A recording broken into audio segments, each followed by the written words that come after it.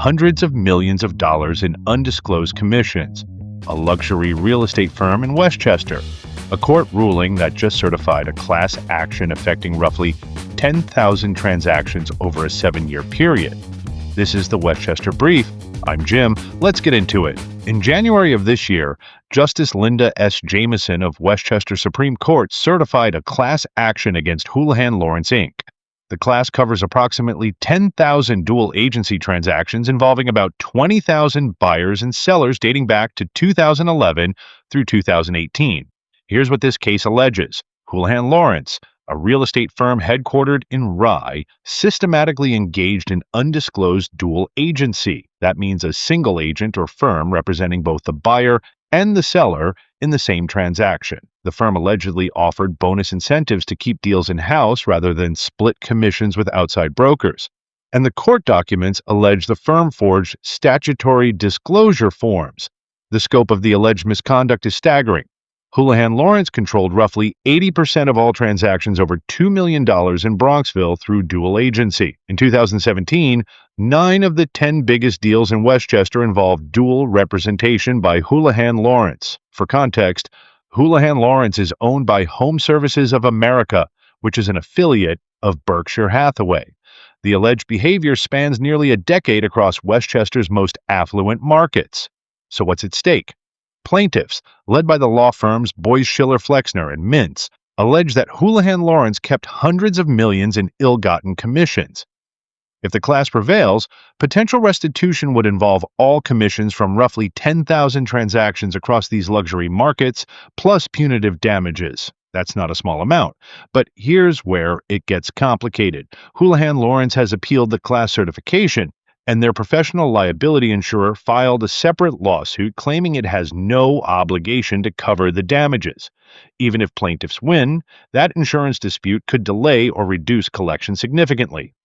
The court process is already underway.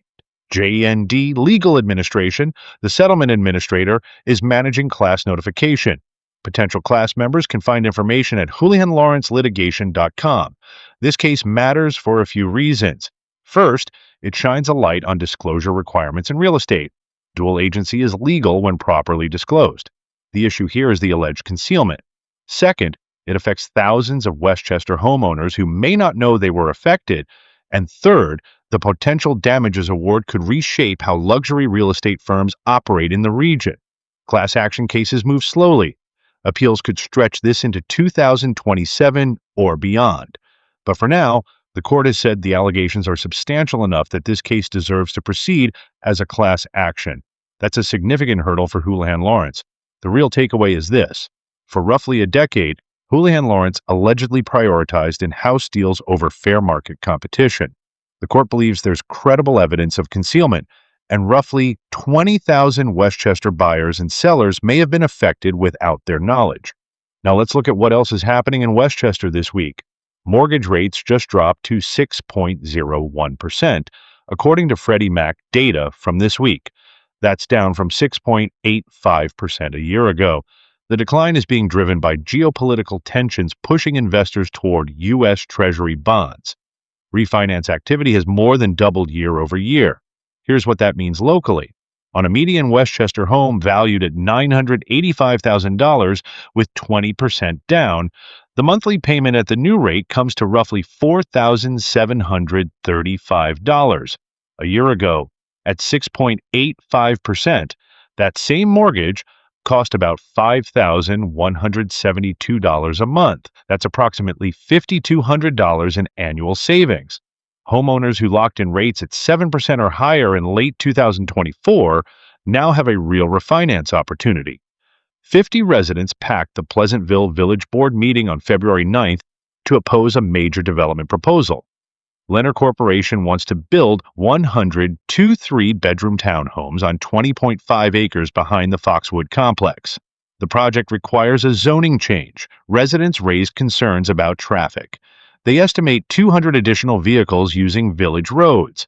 The Planning Commission chair noted that Pleasantville's 2017 master plan called for senior-friendly housing, not townhomes for younger families. This project is likely to face multiple rounds of planning board review. Kykuit, The historic Rockefeller Mansion in Pocantico Hills is going dark for all of 2026. The Rockefeller Brothers Fund suspended the popular mansion tours for campus renovations. Historic Hudson Valley laid off 5 full-time staff and 50 museum educators as a result.